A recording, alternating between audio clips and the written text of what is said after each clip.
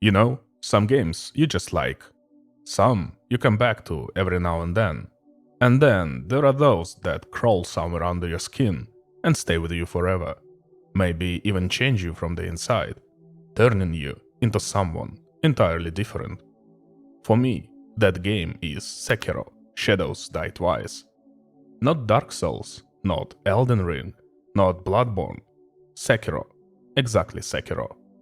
If this isn't your first time on my channel, you have probably noticed that I'm a bit obsessed with the works of a great Japanese director-animator Miyazaki and not some unknown studio FromSoftware, the very people who turned suffering into art.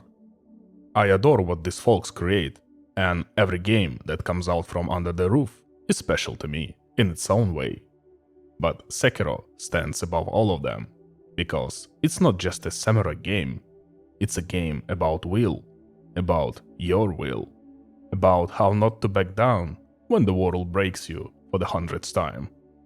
So allow me today, a complete nobody from the internet, to pull you out of our miserable reality for an hour and carry you into medieval Japan, so I can tell you why Sekiro isn't just the best thing FromSoftware has ever made, but a project capable of completely changing the way you see life. And we will also answer the most important question: how does Sekiro feel in 2025? So, bon appetit to everyone who decided to have lunch while watching this video, sweet dreams to everyone who chose to take a nap to it, and let's finally dive into the stunning and mercilessly beautiful world of the Ashina lands. The backstory of the game begins in the lands of Ashina at the twilight of the Sengoku period, the so-called Age of Warring States, which took place in the second half of the 15th and the early 17th century. At that time, the Ashikaga shoguns lost control over the country, and wars for power erupted between various clans. And it's in these lands that Isshin Ashina, a master swordsman and head of the Ashina clan, decides to stage a bloody coup, crush everyone under his heel, and finally put an end to the endless wars. And he absolutely pulls it off, because Isshin is the strongest warrior around, and no one ever truly manages to defeat him. By the way, a little historical side note. The Ashina clan really did exist in medieval Japan during that era, but in reality, they didn't survive that war, having been wiped out by the one-eyed dragon, Date Masamune. Here on the battlefield, one of Isshin's subordinates, an old and skilled shinobi named Owl, finds a small boy who is trying to scavenge at least something of value among the corpses. At first, Owl actually intends to kill the kid outright, but when he sees how little the boy cares about death, he decides to take him in and raise him as a son, teaching him the ways of the shinobi. Owl gives the boy the name Wolf and takes him with him. Wolf grows and hardens, slowly mastering the skills of his adoptive father. But at some point, the time comes for Wolf to step into adult life. And that's when Owl teaches Wolf the shinobi iron code. Roughly speaking, it's a set of rules by which every shinobi must live. In a nutshell, this code can be summed up like this: Owl's word, that is Wolf's father's word, is the law for him. Whatever Owl says, that's exactly what Wolf will do. And only after the father's word comes the word of Wolf's lord, the master he will serve and protect.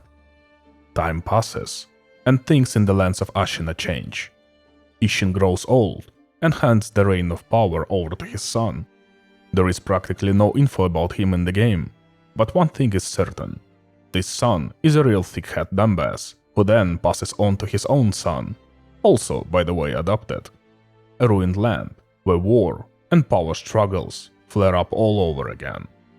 That grandson's name is Genichiro, and he's busy doing exactly what you would expect, trying to reunite his grandfather's lands and make Ashina great again.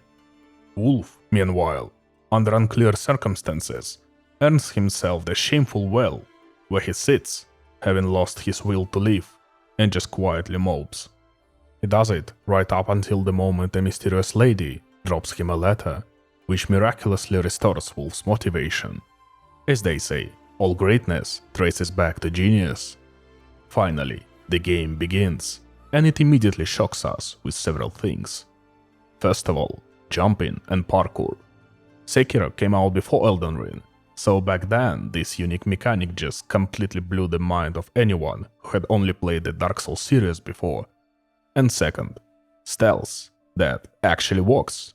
In a FromSoftware game. Holy shit! Our task is to reach the tower, visible in the distance, slipping past all the guard posts around it. On the way, we can also eavesdrop on the guards, talking about how much Wolf is a coward who has lost any will to live, so they really don't need to worry too much about guarding him. Reaching the tower, we find Kuro there, the so-called Divine Heir, and at the same time, the Lord whom Wolf serves. After a short conversation, in which they decide to escape these lands, Kuro gives us back our sword and a bottle of Estus, and we receive a new objective: wipe out the tower's guards and get Kuro far away from here. And this is where we finally get a taste of the very best part of the Sekiro, its combat system, built entirely around deflections. But we will talk about that properly a little bit later. In the end, we cut down all the guards, find a secret passage, call for Kuro, and attempt to escape together. However, standing in our way is none other than Genichiro, Ishin's grandson. He has no intentions of letting the Divine Heir go, so we engage him in combat. But we are very quickly shown that our strength is nowhere near his. A classic FromSoftware intro boss, the kind you are supposed to lose to and have your arm chopped off. Or sure, you can beat him, but you will still get distracted at the very last moment and lose your arm anyway.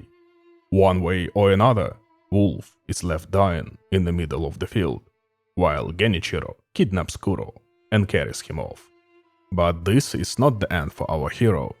He wakes up in some kind of temple, with a prosthetic in place of his severed arm, and an old man sitting beside him. This old man is called the Sculptor, and he's not as simple as he seems at the first glance. It turns out he was the one who dragged the dying wolf from that field, and he was also the one who screwed his own prosthetic arm into Wolf's stump.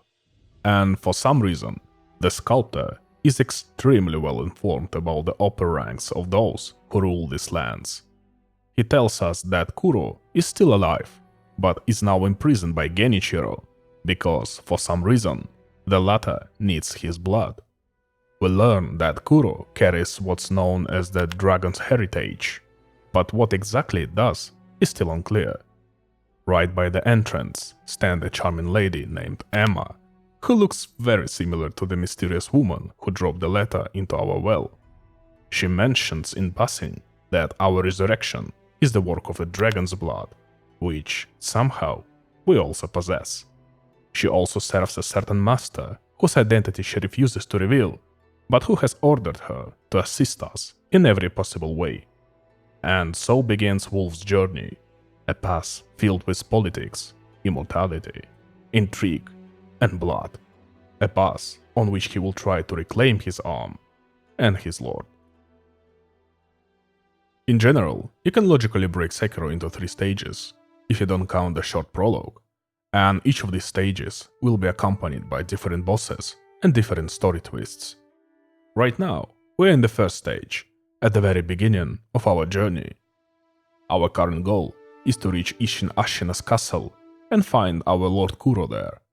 The whole stage by itself isn't practically rich in story events and walks more like a long tutorial, designed to filter out everyone weak in spirit and let the player get used to the controls. The game throws several different bosses at us, teaches us parkour and the proper use of the prosthetic. And all of that is just to prepare us for... well, we'll get to that later. But let's go in order and start with the local bosses. They can be divided into 2 types: mini-bosses and full-fledged bosses with a story background. The first category includes various super samurai, but that's boring because the real stars of the show here are these 2, the Blazing Bull and the Chained Ogre.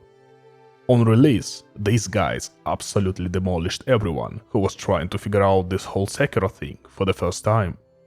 In the case of the Blazing Bull, he was batshit crazy on release, and he has stayed that way ever since. And he was so batshit that even speedrunners, the kind of people who can beat the whole game blindfolded while standing on one leg and pressing the gamepad buttons with their teeth, were looking for ways to evade him. And they actually found one. Only the developers, apparently just out of pure spite, went and patched that route out. So now, poor speedrunners have to fight this rabbit monster again and not because they found another way. But to hell with that fucking bull, let's talk about the Chained Ogre. His problem at release wasn't some unpredictable attack pattern. It was the simple fact that he was completely broken because of messed up hitboxes. He could grab you when you were standing behind him, or like 10 meters away. When he's fucking Ashina and you are in Poland, he could still grab you. They tried to fix him a million times, but he can still pull off something like that.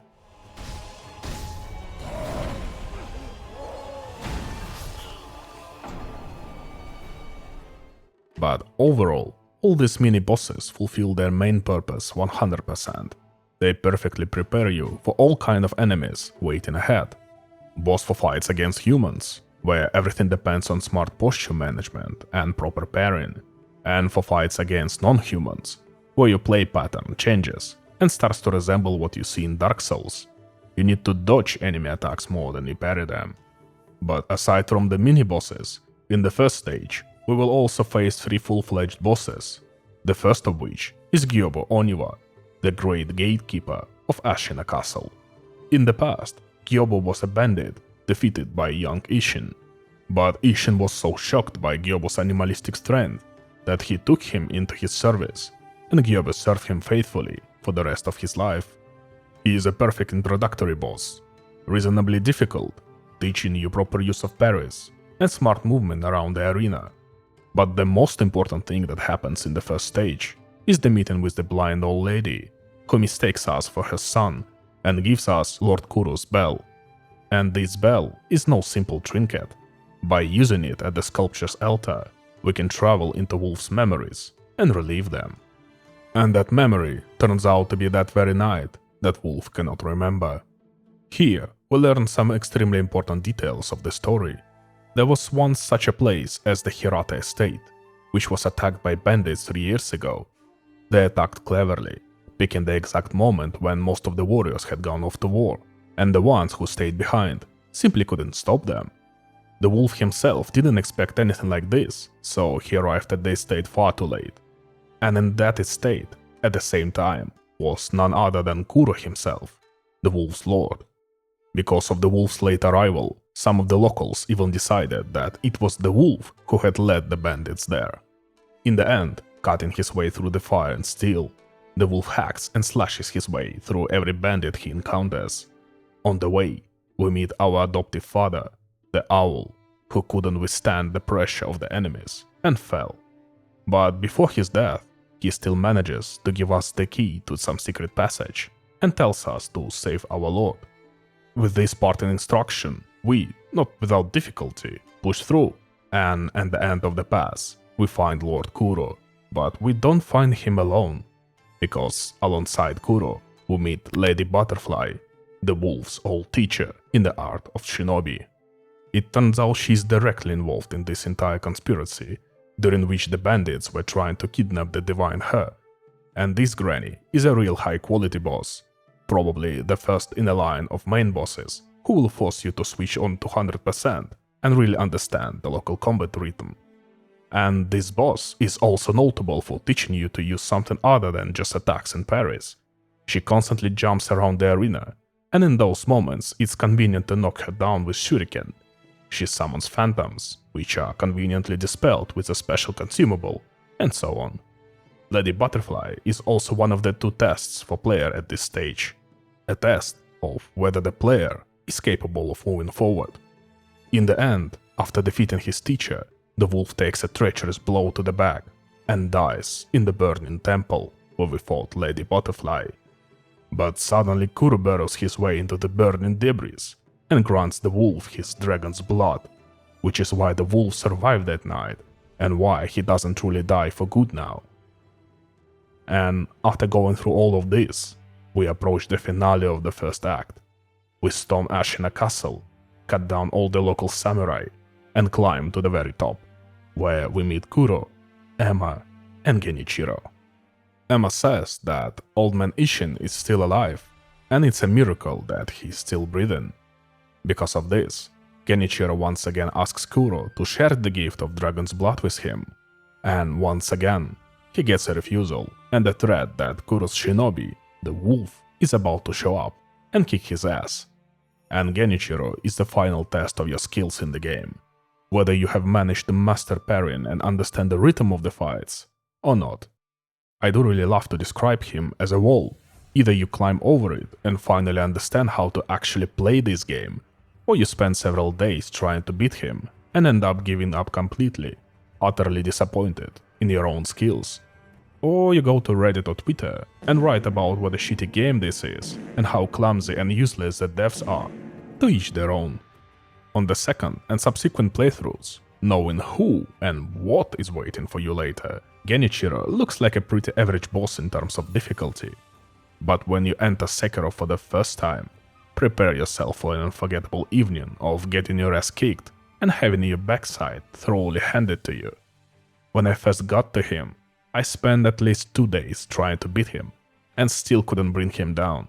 But I'm not even the worst case here. I've heard stories of people who dropped the game at the bull or the giant. Genichiro is fast and cunning. He uses terrifying combos made of several hits in a row, and even swaps out attacks inside those strings, forcing you to panic and quickly decide what you are going to do in the next split second. And the scariest part is that this monster also has 3 phases. And I remember perfectly that feeling of just sitting there for hours, memorizing his attacks, getting through the first phase with no damage, and then I finally finish off the second one too. I'm happy that I finally did it, finally beat him, but yeah.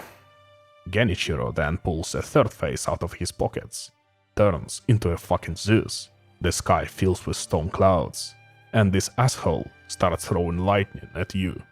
What I adore about Sekiro is how brutally the developer psyops the player on the first playthrough. The boss by himself already causes, to put it mildly, a lot of trouble, but when you finally see these 2 phases come to an end, you automatically exhale. It's a normal reaction. Your brain sees the victory rhythm and lets the tension drop, and then the third phase suddenly begins, and you instantly freeze because there is 99% chance you weren't ready for it. Most likely your Estes guards are gone, or there is barely any left. One way or another, the key thing happens. You panic. And odds are you die almost immediately in this third phase. At least that's how it happened to me and my friends. But the joke is that the only things that actually changed in the fight with Genichiro are the environment, the color grading, and the addition of a couple of lightning attacks. Attacks that are hilariously easy to dodge, or can even be countered entirely just by jumping and sending the lightning straight back into Genichiro's smug face. And that's it. His arsenal remains almost completely the same. It's the exact same boss, you were just beating, no damage. In the end, Genichiro is one of my favorite bosses in the whole game, because once you understand him and overcome him, you truly realize you've grasped how Sekiro works. And the joy of walking up to Genichiro on New Game Plus is a whole separate story, but we will get to that later. Ultimately, the wolf defeats Genichiro and kills him, but he also turns out to be immortal, which immediately raises the question of why he needed the dragon's blood in the first place. Emma says that if it's not the dragon's blood, then it must be the waters of rejuvenation, something Genichiro himself confirms. After that, he declares that for the sake of his clan, he's ready to turn into a monster if he must. And then he leaves, and we understand perfectly well that this wasn't our last encounter with him. So we return to Lord Kuro, and at this moment, the second act begins. During the first act, we got comfortable, synced with the rhythm of the world, uncovered a ton of fascinating story details, and finally rescued our lord. In the second act, we learn about Kuro's plan. He wants to renounce eternal life, to sever the ties of immortality, because he sees no gift in it, only a curse. And honestly, he's right. Because of Wolf's constant deaths and resurrections, both in gameplay and narratively, the world begins to change. Specifically, all the NPCs start becoming infected with Dragon Rot. The more NPCs who are infected, the lower the chance of receiving unseen aid, another mechanic that prevents you from losing accumulated experience upon death. And narratively, whenever an NPC gets infected, all their quests become locked. Wolf, meanwhile, agrees to help Kuro carry out his plan. Emma supports this decision as well, and intends to help however she can, searching for a cure for Dragon Rot. And so we move deeper into Act 2. Kuro has found a bunch of records left by a previous divine heir who had already attempted to sever the ties of immortality, and discovered a secret.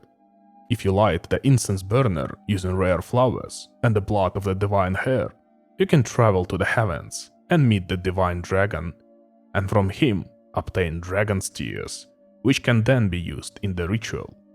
At this stage of the story, we need to find 2 artifacts for the incense burner and somehow draw Kuro's blood in order to perform the ritual. But there is a problem. Kuro is immortal. His wounds heal instantly. How exactly he transferred immortality to Wolf, and how Genichir was planning to obtain it himself, is a purely rhetorical question. By the way, Emma also tells us that the mysterious master who ordered her to aid Wolf is none other than Ishin Ashina himself. And while pondering how to proceed, we end up visiting Ishin, who has been quietly drinking in his tower this whole time.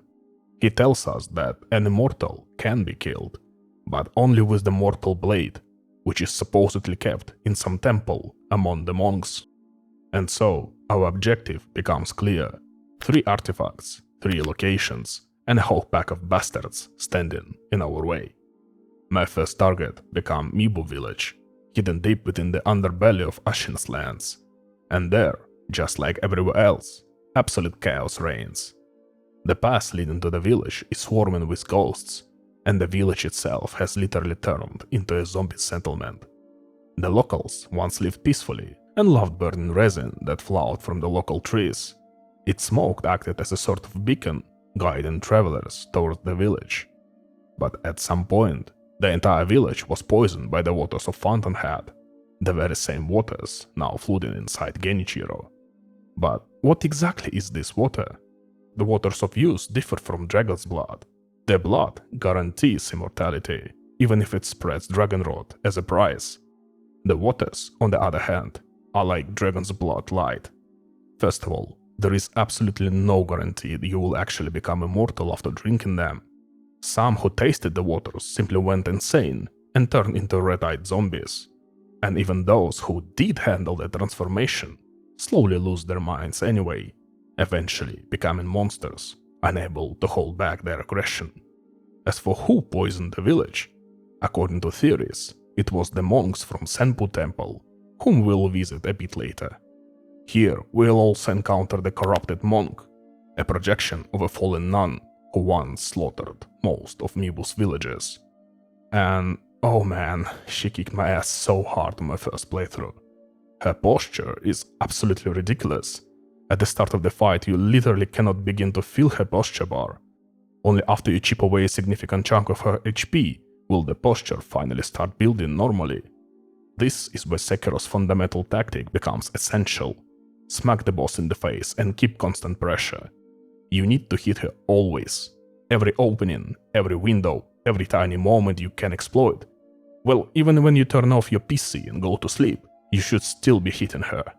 Or if this isn't your first Sekiro rodeo, or you have read some guides, you can just use Divine Confetti and beat her more or less calmly. After defeating her, a path opens towards the cave she was guarding. Inside, we find Shelter Stone, one of the key items Kuro needs to sever the ties of immortality. After this, we head straight toward the Senpu Temple I mentioned earlier, the place where the monks have completely lost their minds. They once worshipped Buddha, but at some point discovered a third method of attaining immortality and decided to say to hell with everything and go all in. Their method was this. The monks learned how to implant into their bodies a type of symbiotic immortal centipede. Technically, you could call it immortality, but only with a stretch, because even if such a victim dies, the creature takes control of the corpse like a puppeteer. Remember how I said earlier that these monks poisoned Mibo village? Why they did it is still unclear. The idea is that they were experimenting with the waters of use and decided to use the village as a testing ground. Or maybe that's wrong. Feel free to share your theories in the comments. But the main takeaway is simple. These monks are completely, utterly unhinged, running around the temple with bugs lodged in their asses, hitting our ass extremely hard. And Wolf, well, as usual, we carve our way through the swarm of lunatics without sparing anyone in our path. We even encounter a kind of a Dark Souls homage, a knight in ridiculously heavy armor, so tough that Wolf can't even damage him. The only solution is to stagger him and kick him right off the bridge. And even though he's technically a mid-boss, he has one of the saddest stories in the entire game. This warrior came to Japan from the west with his son, who was gravely ill and didn't have long to live. The father had heard about the strange local tricks involving immortality and sought to obtain its secret to pass on to his dying child. He greets us by saying he's willing to do anything for his son, and from what I understand, he saw every person he met as a threat, someone who might find the secret of the waters before he did. He even begs us to lower our weapon, but Wolf has his own reasons to cut down this devoted father and continue his mission. In the monk's domain, we eventually reach the main temple, and after praying, we are transported into some kind of a simian backrooms, where we must find a set of screen monkeys. The monkeys symbolize the idea of doing no evil. One hears no evil, one sees no evil, one speaks no evil. Therefore, evil, in theory, becomes non-existent. As a FromSoftware boss, they are genuinely fascinating, considering that the whole game is one continuous sequence of annihilating everything inside. Encountering such a puzzle boss feels downright unexpected. The monkeys guard the path to a secret divine hall. And, by the way, we're not the first ones to reach them. Someone had already come here before us, but they couldn't make it past the monkeys. Inside this hall, we find a young girl, another divine child. But this child is different. If I understood everything correctly, the monks here, driven mad by their obsession with immortality, attempted through experimentation to artificially recreate a divine child with dragon's blood. But you cannot recreate that gift. Only one bearer can possess it at a time. Yet the monks kept trying to build something similar, and countless children died because of these experiments. But they eventually succeeded. Among all their test subjects, only this girl survived, becoming the divine child of rejuvenation. And she was entrusted with the mortal blade, the very weapon we came here for. But we remember the warning: whoever reaches for this blade will die. The divine child reminds us of this too, yet Wolf, being the absolute gigachad he is, simply grabs it and pulls the sword out without hesitation. And here comes the very debatable moment about this blade. Honestly, one of the very few minuses of this otherwise brilliant game for me. The entire game hypes up this sword. The presentation, the cutscene, everything suggests this is some hyper weapon that will make Wolf unstoppable. That we will get a new moveset, new combos, and the whole game will transform. But it turns out that, gameplay-wise, the blade only gives us a single special move. And that's, well, pretty much it. To be fair, that special move is pretty damn good, but still, the disappointment lingers. By the end of it all, the divine child is genuinely startled by the fact that we are immortal, and she simply wishes us luck with Kuro. As a parting gift, she hands us some rice. And that, by the way, is important. Remember it. With the mortal blade acquired, the final step toward obtaining all 3 required items opens to us. The Sunken Valley, or as I call it, the Monkey Valley, considering how many damn apes are hanging around here. And at the end of this pass, we meet him, the Guardian Ape. And oh man, where do you even start with this one? For every praise I have heard about this boss, I have heard just as many furious complaints. His moveset often doesn't feel like a fight, more like he's deliberately messing with you. He farts across half the arena, throws shit at you, collapses and flails his arm around, as if crying in pain. Yet he can knock you out with 1 or 2 random hits. In general, among all Sekiro bosses, you can roughly divide them into 2 categories. The human-like opponents, who you beat primarily with parries, dueling them in a fair blade-to-blade clash.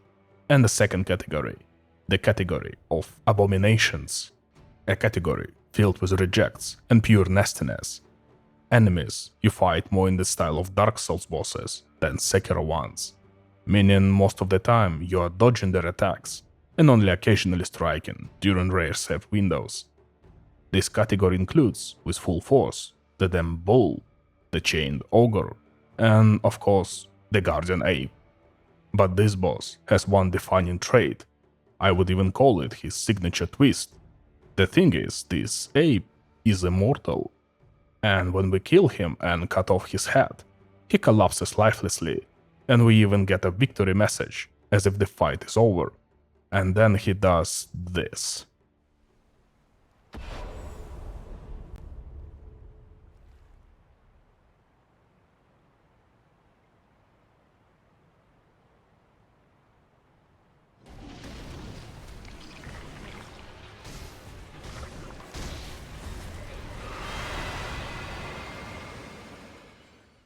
In the end, the boss is genuinely great.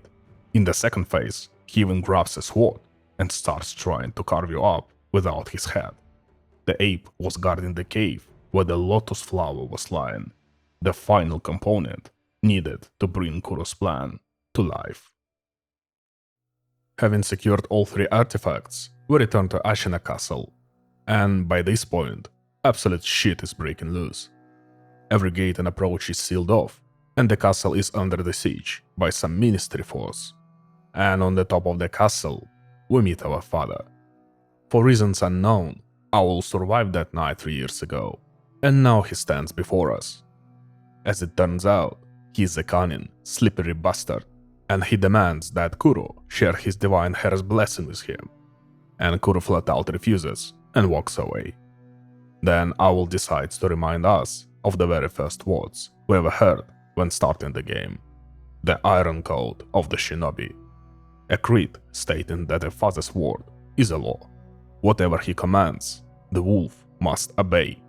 Only after the father comes the young master in the hierarchy of importance. And here we are given a choice: follow the Iron Code or betray our father. In essence, this moment right here determines our ending. If we choose to support Owl, the game effectively ends now. If we support our father, we agree to hand Kuro over for Owl's schemes. Emma is the first to be absolutely shocked by this and immediately steps forward to fight us. And after we cut her down, Ashina himself comes to face us. And honestly, that fight is far from easy. Emma on her own can already give you plenty of trouble, but Ishin, this frail old man barely standing on his feet, can make you, my dear viewer, really get your ass whooped in that duel. And yeah, it's no secret that choosing this ending for your first playthrough is a very bad idea, because you effectively skip a good third of the game, along with some of its best bosses and most impactful story moments. But in the end, the wolf defeats the old man. After that, we see Owl standing there with Genichiro's severed head in one hand and a second mortal blade in the other. Yes, that's right, there are 2. Owl proclaims himself the new master of these lands, but the wolf has different plans entirely. Owl is stabbed in the back by his own son, whose body has already begun to ignite with flames. The tower of Ashina Castle is swallowed by fire. Kuro climbs to the rooftop and sees, among the corpses, the one who once was his most loyal servant and greatest warrior, the wolf. Now, before him, stands the embodiment of the demon of hatred, Shura.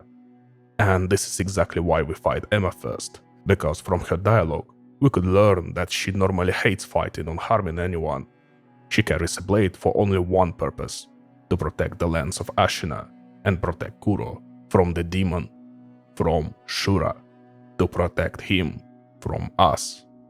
Afterward, we are told that on that night, the lands of Ashina witnessed the most terrifying and devastating massacre in their history. Some said that at the center of that storm of carnage stood a real demon. And please remember the names Shura and the Demon of Hatred. We will come back to them later. But if we refuse Owl's request, he behaves like a true shinobi, drops to his knees, starts crying, and then lands a treacherous blow. And so, the boss fight with our father begins. I have heard all sorts of takes on Owl, but for me, he is easily one of my favorite bosses in the entire game. He is exactly the same kind of shinobi we are.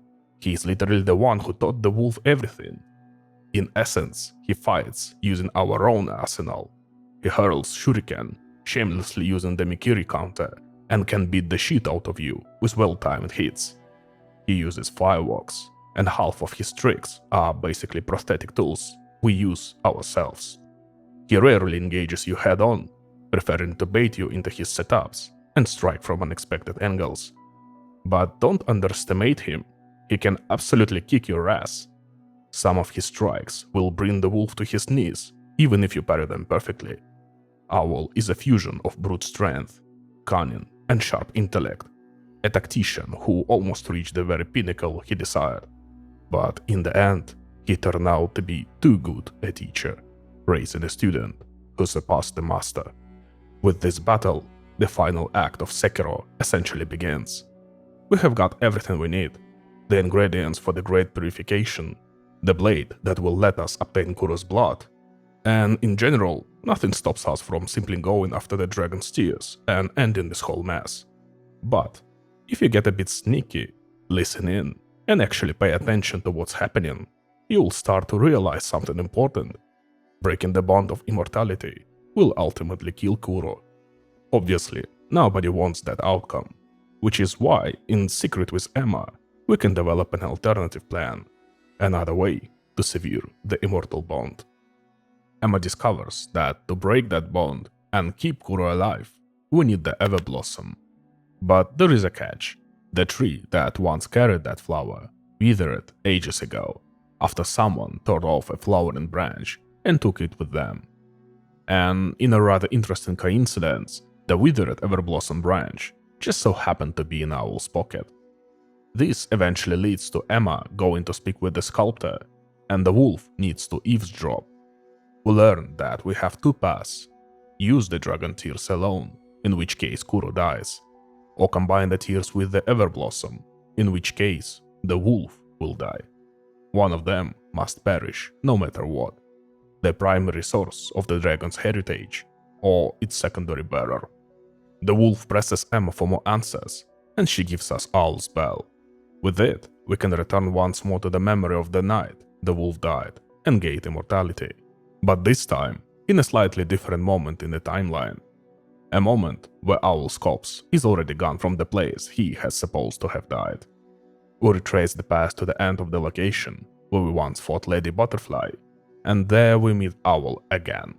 And it's revealed that he was the one who stabbed the wolf in the back 3 years ago. Here we face him in the true final duel, and this isn't the same Owl we fought 3 years later. This one is much more unhinged. His arsenal includes some kind of a sorcery, and overall, he's become an even more intimidating opponent. After defeating him, we obtain a fresh Everblossom, which leads us to a different ending. But of course, there is yet another path, the hardest one, the one that is easiest to miss. There is one more character who desperately wants to help Kuro, the divine child of the rejuvenating waters. We must repeatedly ask her for fresh rice, which triggers another questline. First, we need to bring her persimmon so she can eat. Then we must find a certain ancient texts. Then give her special rice to Kuro. Kuro uses it to make a rice ball. We give that rice ball to the girl, and somehow she figures out a new way to help Kuro. She asks us to find 2 magical persimmons. Judging by the context, she's talking about the heart of the great serpent. the very same one whose eye we stabbed at the beginning of the game. We must discover 2 hidden secret locations where we obtain the fresh serpent heart and the dried serpent heart. By the way, it's easy to mistakenly think there are 2 great serpents in Sekiro, but in fact, it's a one serpent. It just has 2 heads. In the end, we obtain the 2 so-called persimmons, and after eating them, the divine child becomes ill for a while. When we return, she gives us her frozen tears. If Kuro uses them together with the dragon's tears, he will be transported into some cradle, but we will get to that later. Having done everything listed above, we now have access to all possible endings of Sekiro. But this is still far from the end, because there are quite a few enemies left to kill for us. Once everything is prepared, Kuro and the wolf mix up their divine little soup and, well, nothing happens. Returning to the arena where we fought the false corrupted monk, we can hide inside the palanquin, and from the smell of our soup, things start getting seriously weird. Some strange creature grabs us and carries us off somewhere up the mountain. And there, first of all, we are greeted by the real corrupted monk, with 3 whole fucking faces. She's yet another test for the player, a check to see if you're worthy of going any further, and also a wonderful punching dummy on which you can fully feel your own power. The idea is that she's supposed to be stronger than before. She's got new moves, a couple of extra phases, and overall she hits harder, but she still has roughly the same core toolkit she had during your first encounter. But since that first encounter, you have become much stronger yourself, and have already defeated a whole bunch of enemies way tougher than this monk. And honestly, those 3 phases are basically just 2, because the second phase, where she fills the arena with some mist, can be cleared in literally a single hit. In the end, after defeating her, we cross the bridge she was guarding and enter the Fountainhead Palace, where, of course, things are not exactly peaceful either. The local inhabitants have completely lost their minds over immortality, even though the pure rejuvenating waters are basically right at their fingertips. Instead, they are draining the life and use out of everyone who ends up in this palace. They perform a certain ritual that supposedly allows them to achieve, well, let's say, a complete perfection. They can become a kind of a great god. And we can find people who strove for this fate throughout the game. The details of this ritual are never fully explained, but we know that these folks need carp scales to carry it out. And this ritual often goes horribly wrong, turning them into small carps with red eyes. Many of them swim down from the Fountainhead Palace, crash, die, and from them come those very centipedes the monks below were using. From these creatures, all sort of unwashed, filthy clothes of rejuvenating waters were harvested. And those are most likely what Genichiro drank. And what about us? By this point, we are fully locked in and confident, so the wolf storms these lands, grinding everyone he meets into dust. Eventually, he reaches a sort of altar with an unknown girl, who seems to be a friend of the previous bearer of dragon blood. After praying at this altar, the wolf is transported somewhere high above, almost into heavens, and encounters some strange beings we have to fight. According to the wiki, these are called the old dragons of the tree, which implies they might be previous dragons who once possessed the very tears we need. But I haven't found solid confirmation of that, so let me know in the comments who the hell these guys actually are. And then he appears, the Divine Dragon, our target. Gameplay-wise, the fight is kind of whatever. Dodge its attack, jump between the trees, and send lightning strikes back into its face. But in terms of presentation, this is really one of the best fights in the entire game. A real cinematic moment that you, yourself, generate on your screen. All to finally claim the ultimate reward, the Divine Dragon's tears. And, ladies and gentlemen, we are at the finale. After defeating the dragon and obtaining its tears, we return to the castle. Only now, it's being seriously overrun by the ministry I mentioned earlier. This is an organization that have been trying to snatch the lands of Ashina for a long time, but never dared to make a move, because the great Ashina could easily kick their asses without breaking a sweat. Throughout the game, The castle goes through several phases. At first, you would just spot a couple of spies sleeping around, the same ones hunted by an all-masked man, who even invited Wolf to join his little extermination hobby. This very warrior, who first calls Wolf Sekiro, meaning one-armed wolf. As you might have already guessed, that warrior was Ishin himself, who, despite his age and illness, still remained a local superhero, single-handedly butchering all the spies crawling around the place. Later, after gathering all the ingredients and right before the battle with Owl, the Ministry begins a half-strained assault, naturally prompted by Owl himself. And now, at the very end of the game, the Ministry launches a full-scale invasion of Ashina, with everything they have got, because the terrifying Ishin Ashina is dead. Kuro, fleeing for his life, escapes into that very secret passage from the beginning of the game, the one where we first meet Genichiro, and he waits for us there. When we arrive, we find Kuro wounded, and the main question hits immediately. How? He is immortal, and the only weapon capable of harming him is the Mortal Blade, the one we wield. Turns out Genichiro manages to get himself a second Mortal Blade, the same one Owl carries in Shura ending. Kuro still has zero intention of helping Genichiro, so Wolf steps into a third and final confrontation with him. But we will return to that in a moment, because the whole situation right now is terrifying, and none of the characters in the story fully understand what exactly is happening across Ashina. What's unfolding isn't just a hopeless battle between a bleeding out Ashina army and the powerful Ministry. Right now, on the battlefield, there is a third side, a third force that only the late Ishin and Wolf could ever hope to stop. Near the end, when we are already allowed to head into the last duel with Genichiro, we can run around some of the familiar areas and discover that the sculptor has vanished from the dilapidated temple.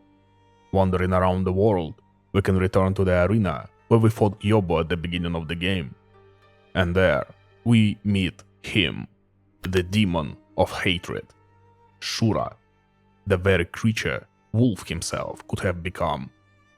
And the demon of hatred is easily one of the hardest bosses in the entire game, at least for me. He looks and feels like some supercharged version of Manus from the first Dark Souls. In this fight, every single second must be spent dealing damage. There is simply no other way. You can't parry him. It's a clash of two beasts, the demon of hatred and the man who once stood on the brink of becoming the same. And I will be honest with you, this boss is the only FromSoftware enemy I prefer not to defeat in a fair fight. No matter how many times I have played Sekiro, every single time he caused me colossal problems. So colossal, in fact, that I have memorized speedrunner strategies to take him down without an open exchange. But who exactly is the demon of hatred? If you haven't figured it out yet, it's the sculptor, whose story is arguably the most tragic in the whole game. In his youth, he was a shinobi, just like Wolf, and a damn strong one at that. He trained together with a girl named Kingfisher. Back then, everyone called him Orangutan or Sekijo. It's unclear what exactly their relationship was, but I would guess they were extremely close, maybe even romantically involved. At some point, Kingfisher encountered a garden ape. She defeated it, but then the beast resurrected and killed her. Some players even speculate that the sword sticking out of the garden ape belonged to Kingfisher. Sculptor was consumed by pure rage after her death. He kept honing his skills, slaughtering countless people and drowning in his hatred. At one point, he nearly turned into Shura, and only the young Ishin Ashina managed to stop the raging monster by cutting off his arm. After these events, Sculptor shut himself away in his temple, endlessly carving Buddha statues, always furious that they came out far too angry. Throughout the game, as we bring him drinks, we learn more about him, that he still battles his fury, that holding it back is a struggle, and that he sometimes sees vision of all Ashina burning in flames. Eventually, during the Ministry's attack, Sculptor breaks. He gives in to his rage, and Wolf finally puts Sculptor and his uncontrollable fury to rest. And if you completed a certain hidden side quest by bringing him all the drinks and so on, then, in the final moments, as Wolf delivers the last strike, he says goodbye to his friend, and Sculptor thanks him in return.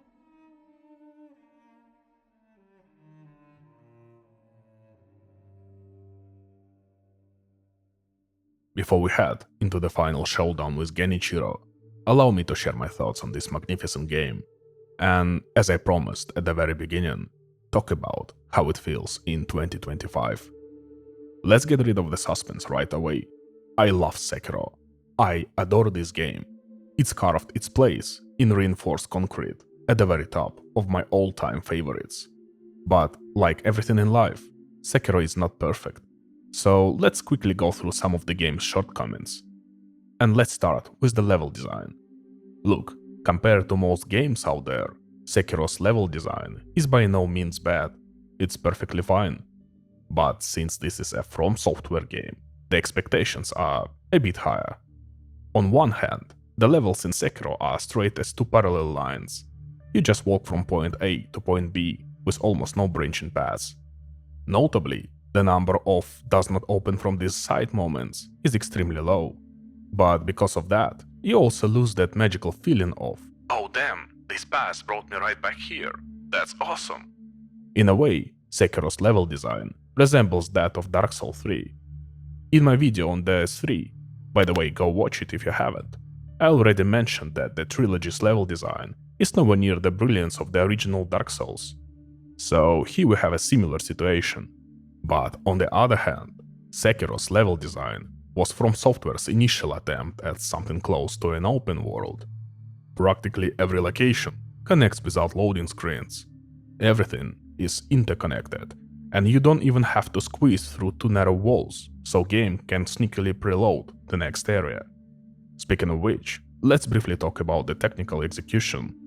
Honestly, I do not remember how the optimization was at launch, but in 2025, the game plays beautifully. Sure, a 60 FPS lock on PC feels like an outdated gimmick, but it doesn't hurt the experience one bit. And get this, the game, which takes around 20 to 30 hours to beat, weighs barely 14 gigabytes. 14, Carl. Not 50, not 80, not 200, 14. In a world where goddamn Call of Duty weighs anywhere from 100 to 160 gigabytes. Shame on you, Activision Blizzard. Yes, there are no 4K textures here, but be honest, do you really need them? The action in this game is so damn fast that 4K textures are the absolute last thing you would ever pay attention to. But let's return to the negative points. We will have plenty of time to praise the game later.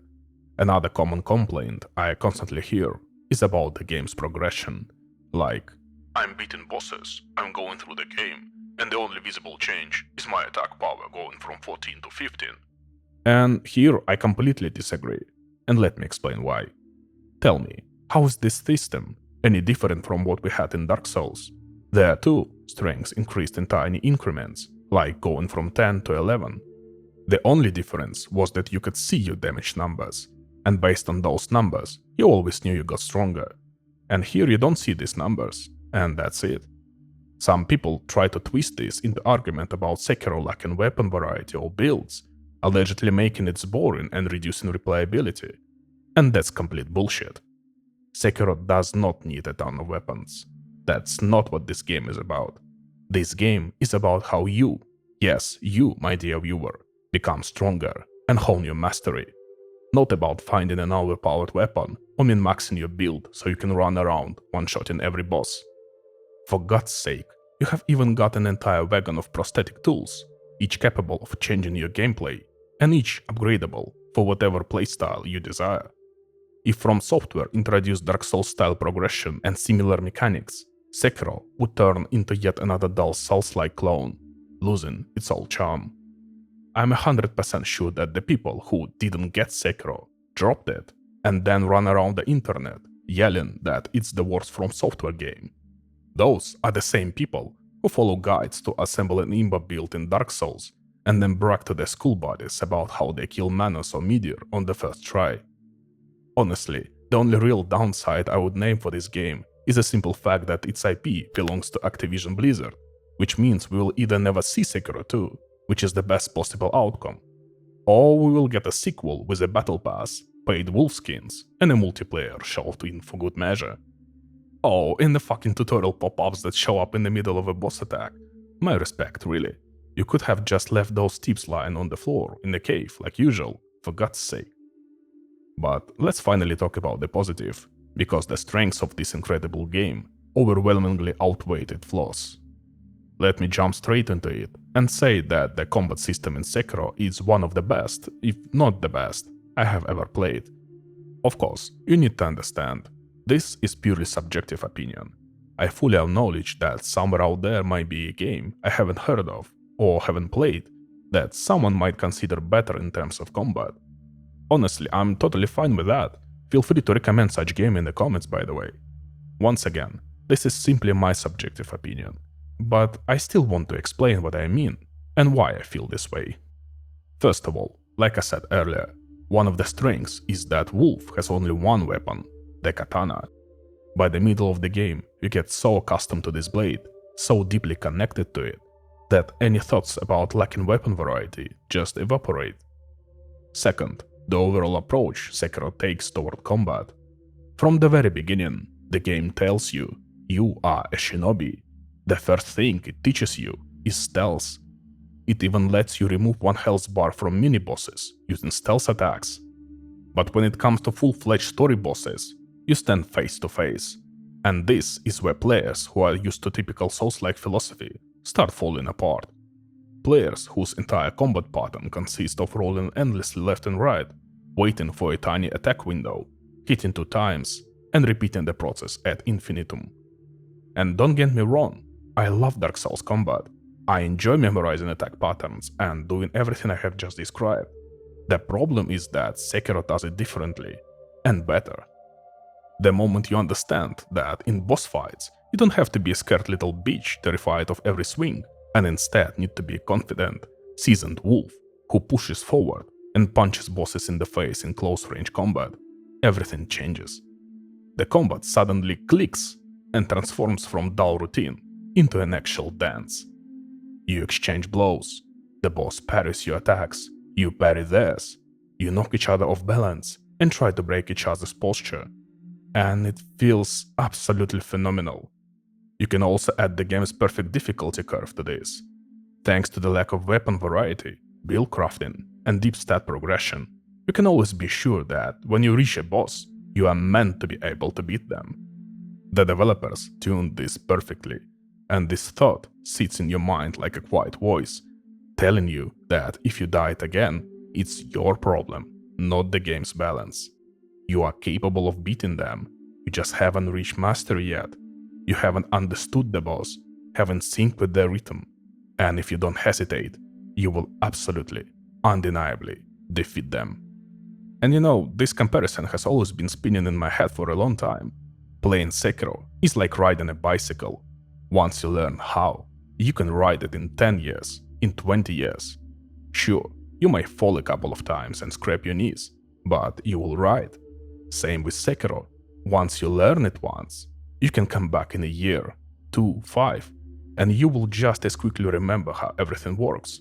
Steamroll all the early game bosses, die a few times to that fucking bull or chained ogre, and then walk up to Genichiro and kick his ass.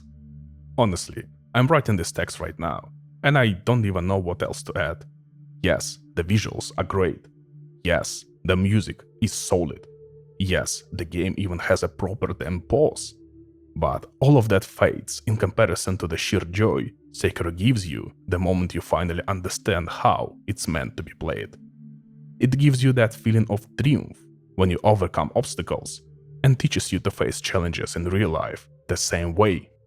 No matter how tall the wall is in front of you, the experience you gain here teaches you that if you don't give up and push forward, you will achieve success. Because you know that once upon a time, you didn't give up and overcome something impossible, which means you can do it again. And for that feeling alone, I'm ready to forgive Sekiro every flaw and shortcoming. For that feeling, I will always rank it above every other FromSoftware project, and I love those games dearly, and above many other games as well. This is a project I returned to after several years, and I felt the same joy as I did on my very first playthrough, maybe even more. And yes, if you have never tried Sekiro, please give this game a chance.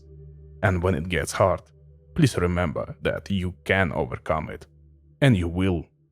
And trust me, you won't regret it in the end. Ladies and gentlemen, we have reached the finale, the third showdown with Genichiro. The score in this set is 1-1. We lost the first match, won the second, and now we are going into the decider.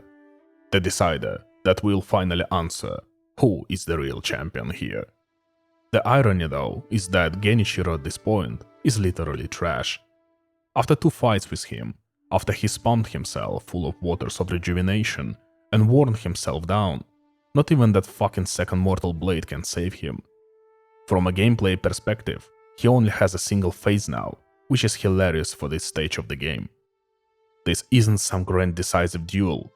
This is a predator asserting dominance over a half-dead pigeon, and you are the dominant one here. And this domination doesn't come from some overleveled stats or broken abilities. It comes from your skill.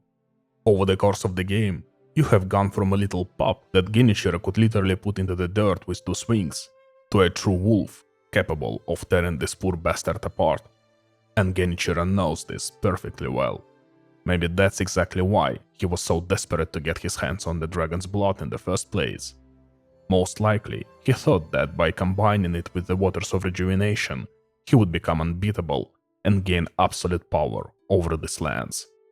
But he never got that blood, and he's been clearly weakened over the course of the story, which is why he resorts to the most extreme measures.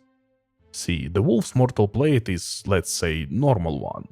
Genichiro's, on the other hand, is black. This black blade is called Kaimon, which translates as open gate, and its whole gimmick is that it can, well, bring people back from the dead. And when Genichiro realizes he's lost, realizes he can't defeat the one he used to stomp with one heel at the beginning, he decides to resurrect fucking Ashina in his prime. That very same big Ishin from his youth that no one could stop. The greatest warrior of his age crawls out of his grandson's body, calls him pathetic, and decides to fight the one-armed wolf himself.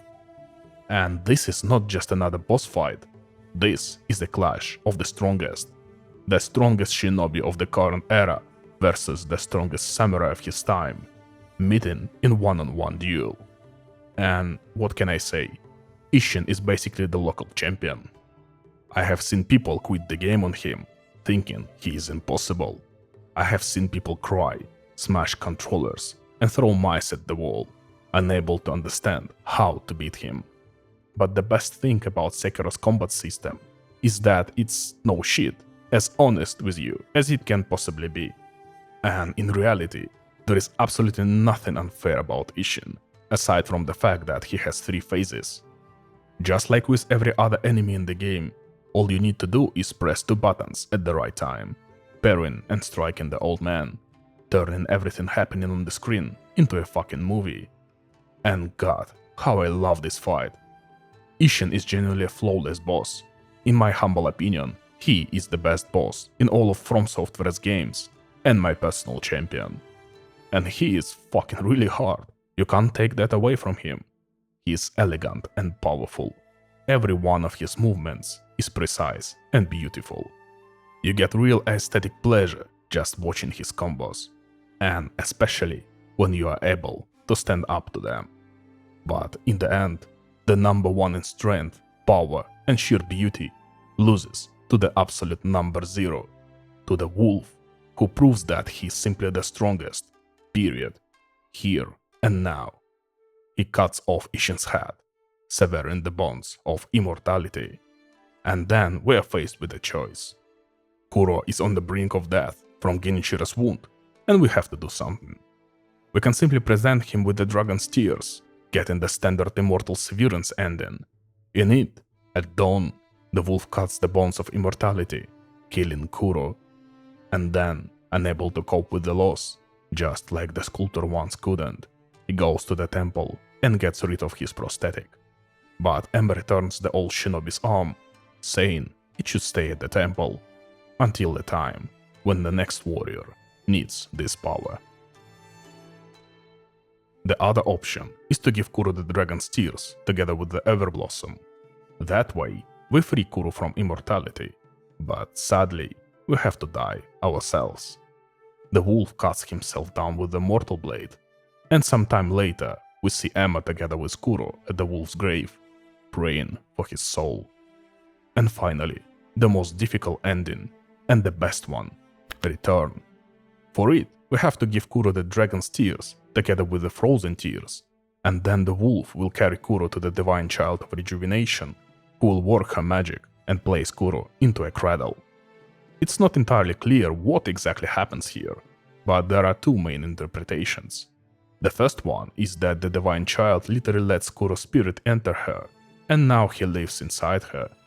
The second is that, in this way, she performs an immaculate conception and is now pregnant with Kuro, whom she will later give birth to. And with Kuro inside her, she decides to go on a journey. And since Kuro is technically alive, the wolf goes with her. The end. That was Sekiro, Shadows Die Twice. Thank you all so much for watching this video all the way to the end. Your support, whether it's comments, likes, or subscribing to the channel, genuinely motivates me to keep creating long-form videos like this one. I really hope you enjoyed this video, and if you did, I kindly ask you to subscribe, and also take a look at the playlist with my other Souls-like content. No matter when you happen to watch this video, know this, I'm already working on the next one. And if this ends up being the last time you ever hear my voice, thank you for the time you spent with me. Once again, thank you all for watching, and I will see you soon.